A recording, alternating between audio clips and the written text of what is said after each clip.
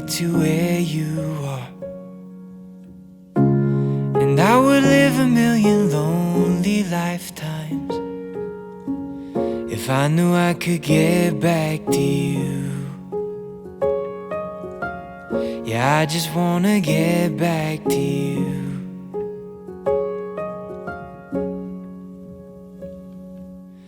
Okay folks, so I thought I'd show you this. You might be interested. Just some of me doodles. I call them doodles. Anyway, so this side here, this is where the cooker goes here, okay? And here is, I want a column, okay, that looks like a newel post, if you like. Then there'll be an opening, which we'll be putting a big, large tray in, that I'll make for Tracy in wood with dovetailed ends. Then there'll be 3 drawers, and this drawer line will be the same all the way around the kitchen. And then there's a door here, right? And this comes up to the corner unit, which comes back towards us. But I want to talk about this column and show you how I achieved that.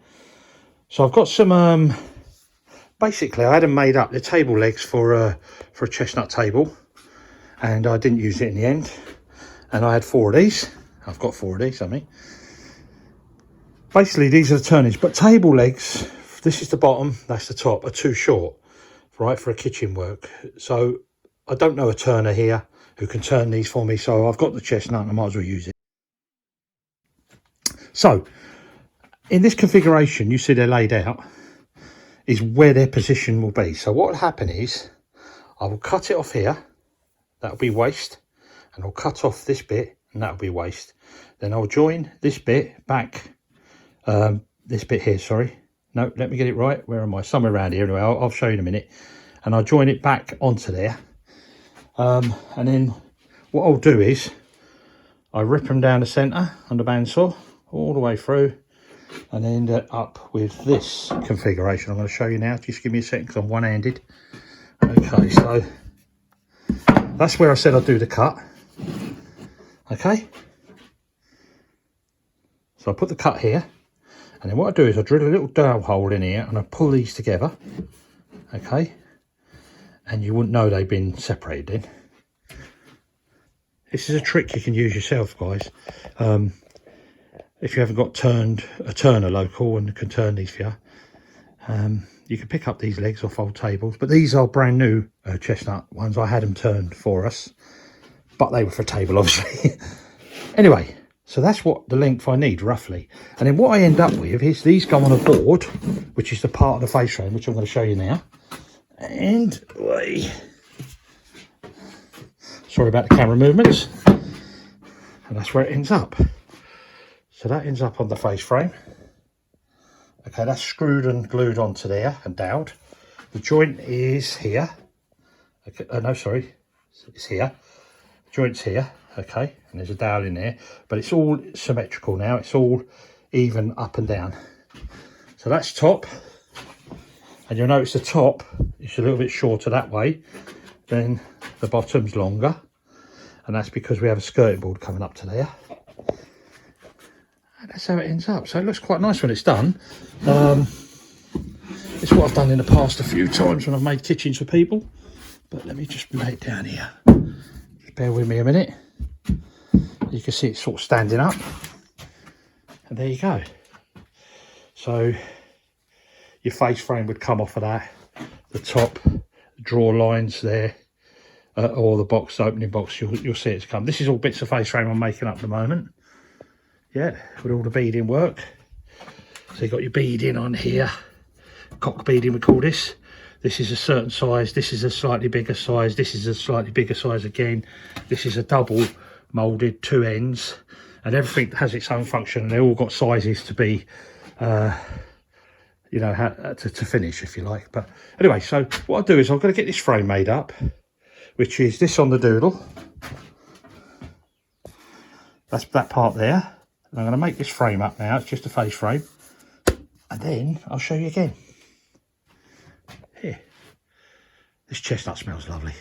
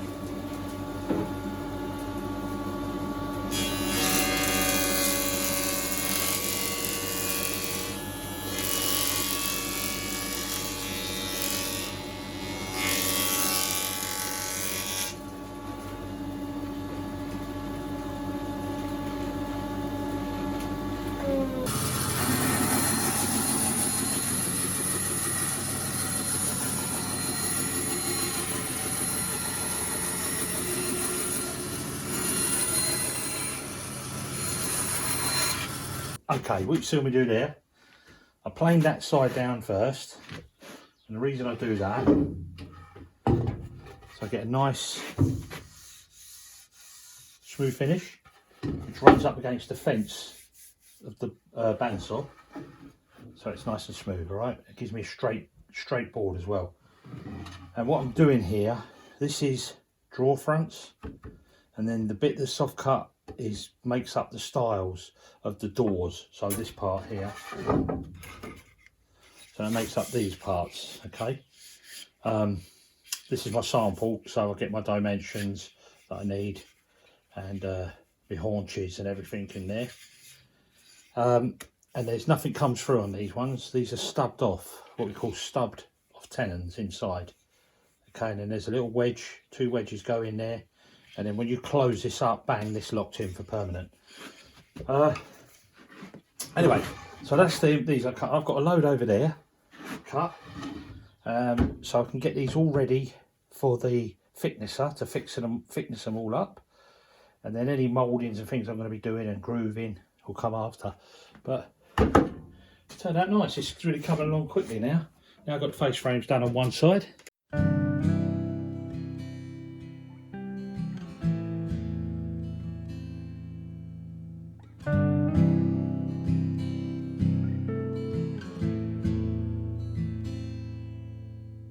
Bride up against the tide, it's always you and I when you want it. Brave, pushing on the waves for a place to stay. Bring the harbor, and our ships are passing. My love, this won't last. Our ships keep on passing, missing in the night, missing in the night, and this too shall pass.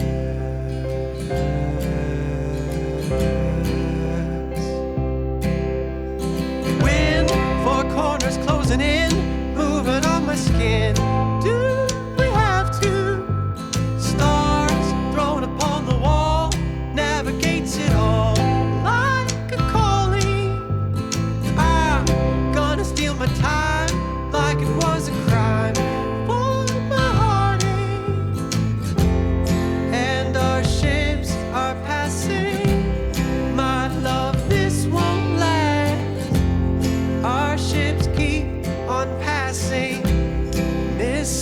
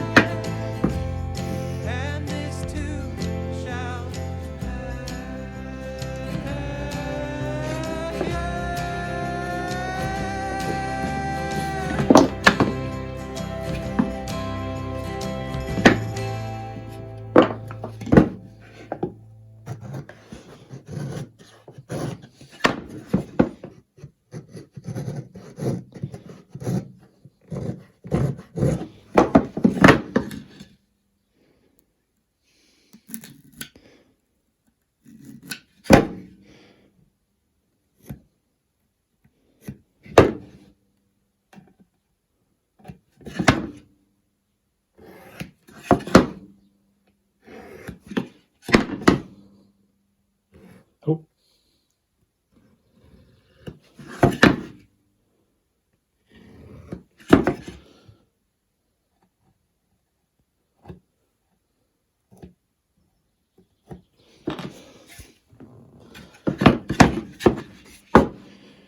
So what you see me do is do the marking out. Pencil mark went awry, don't worry about that. So these are the tenons. I'm going to show you. I've done them a little bit different than I done the first ones, because I think I've done the first ones overkill really. They only need to be like this. So basically, when you're marking for the shoulder cut, this cut here has to be 100% perfect, a perfect square. Okay, that is so important, that cut there. So these are hand cut for a perfect square. Okay, then that allows you to put up your marking gauge and score your line. Ordinarily I would normally do it like let me find it. I would normally do it like this. Put my square on there, bring my cutting blade to the line, bring the square up to it and cut. Okay, but I'm trying to speed up the process a little bit now because I want to make these kitchen doors. So let me show you one. So let's get rid of that. Over there. So this is it. This is exactly what I've done, and I've pushed the door together. Right. What you want, which is important, is when you're doing your marking out, it's got to be really accurate. So when you put your joints in, you've got a little bit of resistance and it locks in there. Okay, get a nice flush joint here. How we tell that's flush is we put a rule up there. I don't know if you can see that, but there's no daylight coming through there because that's dead flush. Good shoulder cuts and a nice fitting tenon. And on the tenon, when it goes in, you don't want it to go all the way up to that end there,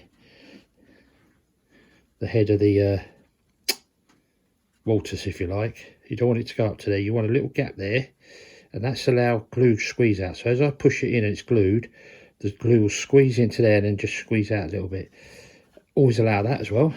So do that in your measurements. It's 1 mil roughly. And that's it. So this construction is different now, and I'll explain that. In the first one I done, I made these tenons come up to here. Okay, I don't know if you can see that. I have to go forward a bit. So I made these tenons come up to here. Okay, I cut them in and I put a little haunch on here and come out. So haunch is this bit here is cut off to there, and then you come in with a tenon there like that, and then in there you put 2 wedges, and then when you push it in it locks in.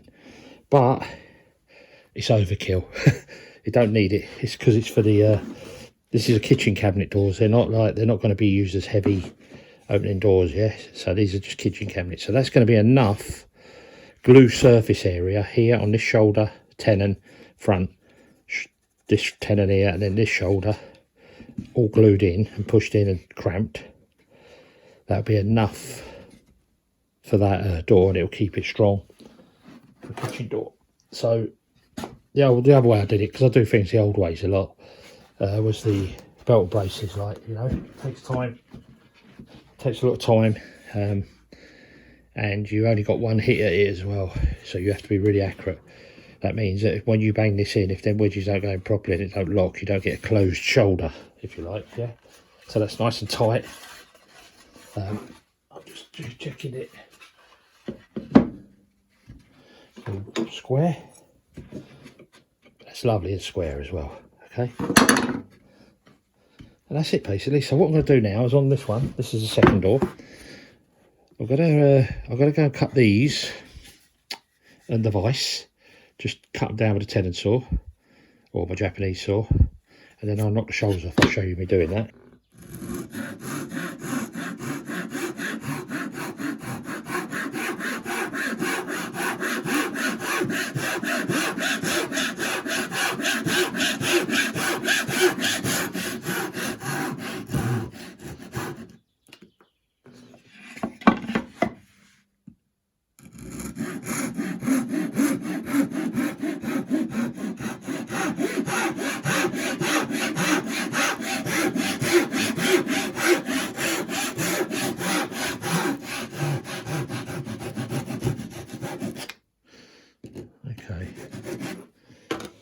you go. So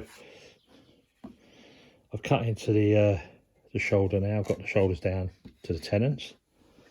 I'll do the other side in a minute. Then we have this little bit of excess here. Just take off with a nice sharp chisel. Okay.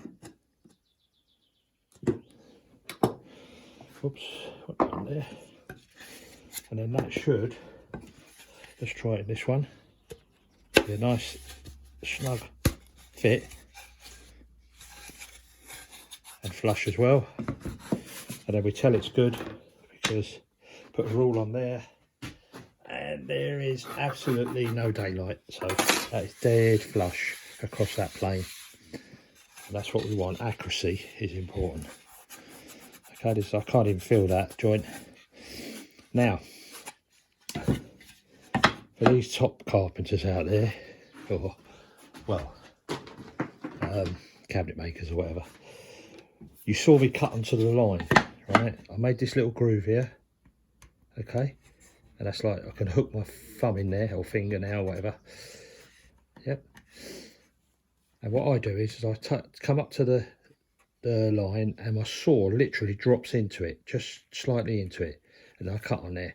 But if you was doing high precision cabinet making, then what I would do is I'd come slightly to the side of that and cut, and then I'll just clean that up with a chisel if I had to. But because this is accurate enough, this is like 99%, I'll tell you that now, because this here is very accurate, this cut.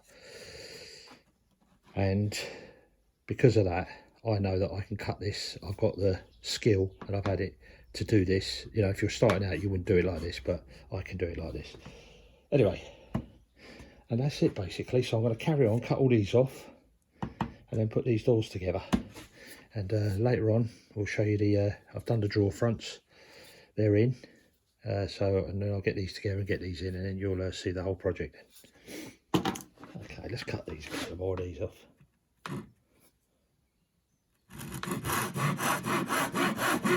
So I've just been very accurate in the beginning. So I followed my line. Okay. And it's sitting on the line there, the waist side of that line. And I'll just go nice and gently. Let the saw do the work. And as it starts to break off, just clean it. That last pull cleans it out, yeah? Takes the back leg out. We call it the back leg. Don't let the back leg stop you. And then same again.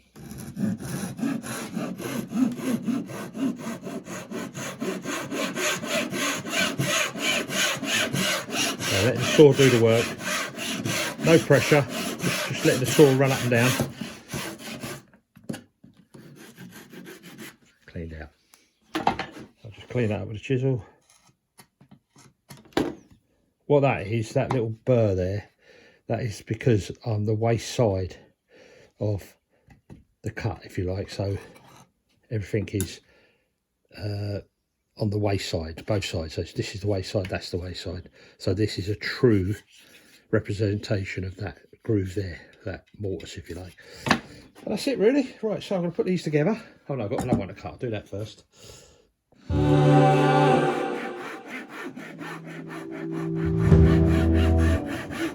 How could I live the way I did?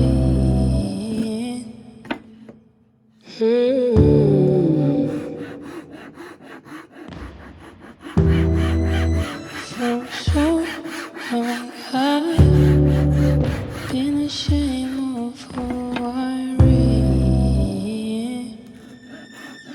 am.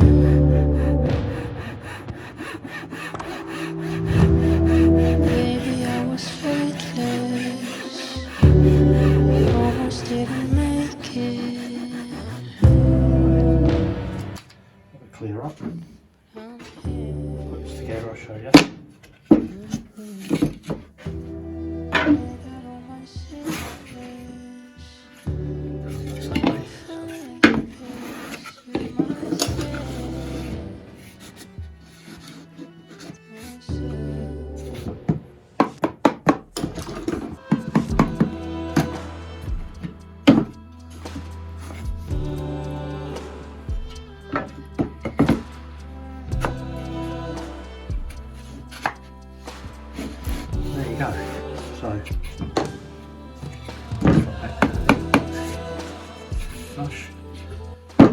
So that's the basic concept of the styles of rails of the door. This is the way up. You get nice close joints. There's not even a cramp on that yet, but these will be cramped. It's flush, it's not rocking. Okay, and that's it really. This is how you get. This one's got to come up a little bit more. There's a bit of rubbish in there, but I'll sort that out. But that's another door. So I've got a couple of more to make for what I've done already, which is the sink side and coming around, which you'll see. Get the insets in, put the beading in, make all the panelling up, cut the hinges in, the conventional hinges, hang them, just check they're all in line and square, joints are all even, and Bob's your uncle, Fanny's your aunt.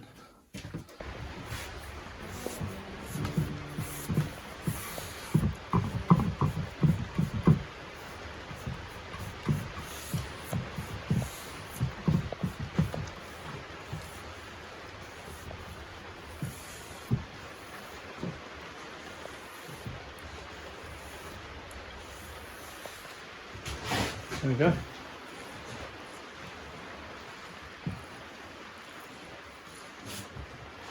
It's looking good, isn't it? Yeah. I'm just I've primed the drawer fronts that Budo's made. Here are the cup handles. Have you done pictures of these? Not yet. No? Okay, do you want to show them now? Yeah, you can do, yeah. While I'm over here. I put them all in order as well, so we know what drawer. That's how I've set them out on my board, so I know what drawers goes where. They're to go on the drawers only, the cup handles, Yeah. right? So what will happen is when we put them back and when they're dry, they're only having one top coat, we'll know where they go rather than have them all mixed up. So the reason why Budo's getting on with doing the kitchen is because, as you can hear, it's raining again. Hang on, let's just hear. Could you hear that? Yeah. It just doesn't stop. No. So it's just lovely paint to use. It just goes on Baron so Bull. nice, yeah. Yeah. I know I keep saying it, but it's just, and I just run my brush. It's like a dry brush. What I love about it, in one coat, it's nearly covered it. Yeah. I know it needs 2 coats, and that'll be the last coat when we finish the kitchen, but it's just amazing how it covers so It's well. good quality. I think as well Quality, it's innit? is it the pigments in the paint as well, which is really good. Yeah, yeah. But yeah, so I'm just going to crack on with these. I was hoping to get up on the porch, but I don't think that's going to happen. Not to today. get my seeds planted. So, let's see you paint this drawer then. You'll see on the bottom of the drawers, guys, just see little marks there. I'm not painting. On every drawer I put them on, and that denotes to me that that is the bottom of the drawer. So when I re-put it back in its place, because all these have been fitted into their apertures, and now Tracy's just painting them up. She's primed them, and that's a quick drying primer, so it's within an hour you can put the top coats on. It is very quick. Well, it's because it's The shellac based, yeah. But that's what you want though, don't you? Because Yeah. it's so annoying when you're waiting in between coats. This one you don't mind because it's Well, that one you've got to wait a proper 24 hours for that Yeah. to dry.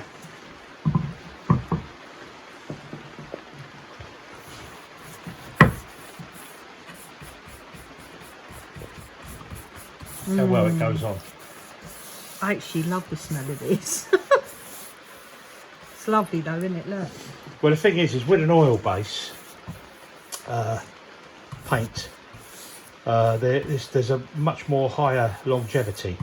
A lot of people use water-based paints now, or waterborne paints, because it's convenient, it doesn't smell, and it dries quick. But it do not last half as much as oil. Oil-based paints last twice as much as a water-based paint, especially where there's moisture. So if you've got moisture in your kitchen, your paints are going to crack and split over 2 or 3 years, where this oil base should be good in 10 years time. Anyway, well Lovely done. jubbly. Leave you with them 2 to do. Yep. I'm going to crack on finishing the doors. They're all glued up now. I don't know where you came from, but this road is yours to trail. made to mold into a song that's sung before your day. So you found the beat, the melody, the words to lift your soul. You were made with love. You were made with love. You were made with love for this world. Silence speaks under our feet. The roots signal across the land. Oh, these cosmic plans vibrate, sending souls for helping hand. So your soul to see and let it breathe until it found its roots. You were made with love. You were made with love. You were made with love for this world. Sometimes the world will move you, push, pull, there ain't no choosing. You were born to the lights of return. Sometimes your mind unravels, goes round in circles, travels your home is the heart, all is well. Oh, your home is the heart, all is well. Your home is the heart, all is well.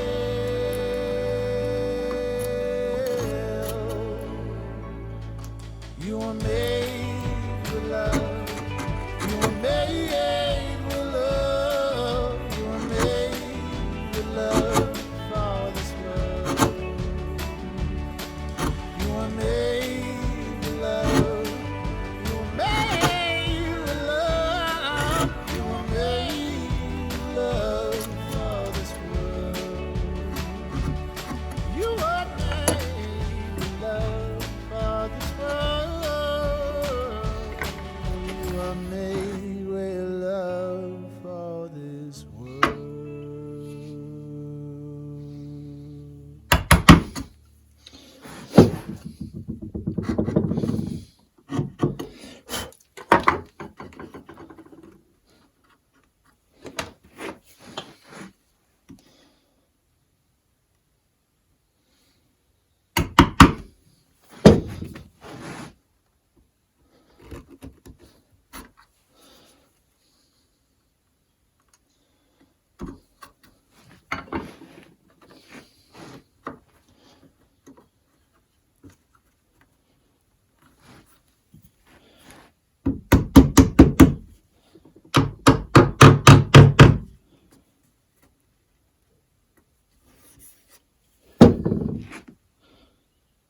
There you go.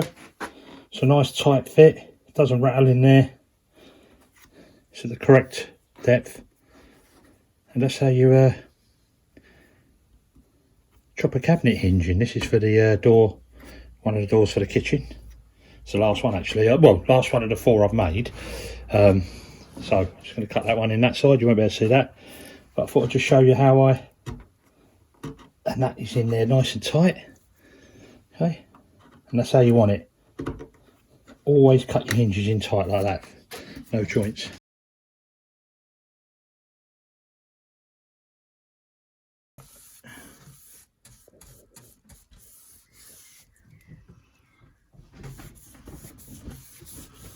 Lovely paint, isn't it, Trey? Beautiful. Goes on so well. It sounds like deja vu. doesn't it? I think I've said that 3 times, but no, it's lovely. I just love it. Perfect paint. I love the I mean, colour. look how well that covers on a first coat. And I keep saying it, but You want that though, yeah, don't you? you do. Because if you cut corners, you're only going to end up spending similar money because you've got to buy loads of paints a tin. Little tip, fellas, or people, Fellas. women, men, everyone. put your paint in a little tub. Don't come straight out of the tin. That's the worst way to contaminate your paint. But if you do it this way, if you contaminate that little bit of paint, at least you ain't done the whole tin, like, you know. I am so, I know this sounds really sad, but I'm so tempted to just go and get all my juices of that and just see if they fit the cupboard. No, you not know, yet. No, you know we're miles off of that yet. But I'm only doing this so for the YouTube people, so they can see. We need to make. But here we go, folks. Look, there's some more of it. I've got to make skirting boards on the bottom, and obviously we're waiting for the timber to dry for the tops. So this is what I've made so far. Tracy's painted it all up. And now she'll get to that door, and then this lot here. Got to make the drawers in. But looking good. Nice with the hinges, that colour, doesn't it? I like the brushed stainless steel, isn't it? Brushed, yeah. It adds a little bit of contemporary, but yeah, do you sort understand of. with the? It's different, and well, this is an English, what we call an English style kitchen. Yeah. It's an English cabinetry. I know we're in France, people are going to say it, but this we are is English. Our forever home, isn't it? So. We are English, so we like English things, obviously, but we like French things as well. But if you can make a kitchen and you like an English style, this is what we have. This would be more in like a country house. Yeah, normally get it in a country estate in England. That's what I would have made them for in the past. But my little artist brush. Tracy's got a little artist brush out to the ends. Okay, folks, so it's late in the evening here. We've got another hour or so of light, and then it'll be dark. But I thought I'd get a little video over this for you.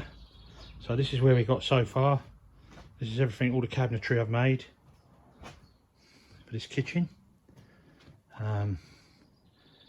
And that gives you a good idea of what it's going to look like when it's all complete. This little aperture here, there'll be one either side of the cooker, and I'm making two big trays, nice hardwood trays with dovetails in, and they'll just be slotted in there. Then Tracy could pull them out, say like she was doing a serving in the garden for, I don't know, a barbecue or whatever. She can use them for that. But it'd be nice when the tops are on and everything. But I've got to stop there now. There's no more building the kitchen until I finish the roof bit off.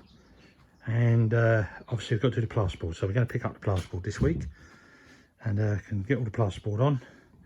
And I've just got to shift. Nothing's fixed here. All the face frames are just sitting in place. Nothing's fixed to anything. No units are fixed. And I think it's all freestanding at the moment. And that's there like that because I need to put it forward. The reason I've been doing this, because you'll ask, oh, why are you doing this and why are you doing that? Lots of jobs. But I've been doing this in between the rain. So while it's raining, I came in and made this. And then when it's not raining, I do the work outside, like cutting the land and on the tractor, you know, doing the roof tiles on here, which you'll see next week. I've put all the tiles on this side and all the flashings. And you'll see that in next week's video. But hope you like that. Let me know your thoughts, what you think so far. And you know, when the whole kitchen's done, it's going to all look like that all the way around. There's a skirting to go all the way around this. That nice pretty moulded one I've done. We are going, while we're here, I'm going to just explain this. A couple of people asked about the sink. Now, in England, these are very common. England, Ireland, Scotland, Wales, we use these a lot, these sinks. They call them butler sinks or Belfast sinks. They're slightly different, both of them, yeah. But these sinks were designed in the day because most furniture had a skirting board on it. It didn't have a kick understand or where you could put your feet under. So what happens is to compensate that, these sinks sit forward by about nearly 2 inches of the face over. So you're only leaning out over this part here, if you understand. Yeah, sorry about the mess in there. Ain't cleared up yet. So that means it's when I stand up here, if I put my feet down at the bottom, dead in line with there, I'm dead in line here, okay, with the where the skirting board will be, and I'm up tight here, and I can reach right back to the back here without bending over, yeah. And this mesh here just keeps everything off there, stops the enamel being scratched. But that basically is what it's all about. So if you imagine there'd be a timber here, all the way around with a drip underneath, a proper drip built into it, so any water splashback goes off. And there'll be the taps here, and you just turn the taps, jump, whichever, and you're working away. So it's comfortable to work at. And if you know, I know some places in the world, they don't have these type of sinks, and they can't fathom how they work, how they, you know, on your back, how they're strenuous. But believe me, these were designed in the day when they did design properly, and they were mainly for servants and butlers and people like that who were getting, you know, chronic backaches and things like that from this type of function. They might be scrubbing all day at a sink or whatever, so they needed it to be right. They needed it so they could stand there for hours on end doing that, you know. Anyway, that's they're comfortable to work with. I've made a few kitchens in the past in our houses in England, and we've always had them sinks in there. Sometimes we've had the slightly smaller one but deeper, and in another house we had the one with a split in the middle, and then there's two sinks. But we always swore we'd never get one of them again, because the middle part, when you're putting plates in, they always hit the middle and smash. You know, if you're a bit vigorous and that, or if it's overflowed, you know. But anyway, that was it. I'm going off on a waffle there. But tell us what you think. Are you enjoying it? Enjoying these videos? Don't forget, you know, give us a like, thumbs up, and if you want to support our channel, you know, come and join our patrons page maybe, or you know, buy us coffee if you like. But it all goes towards making these videos for you guys.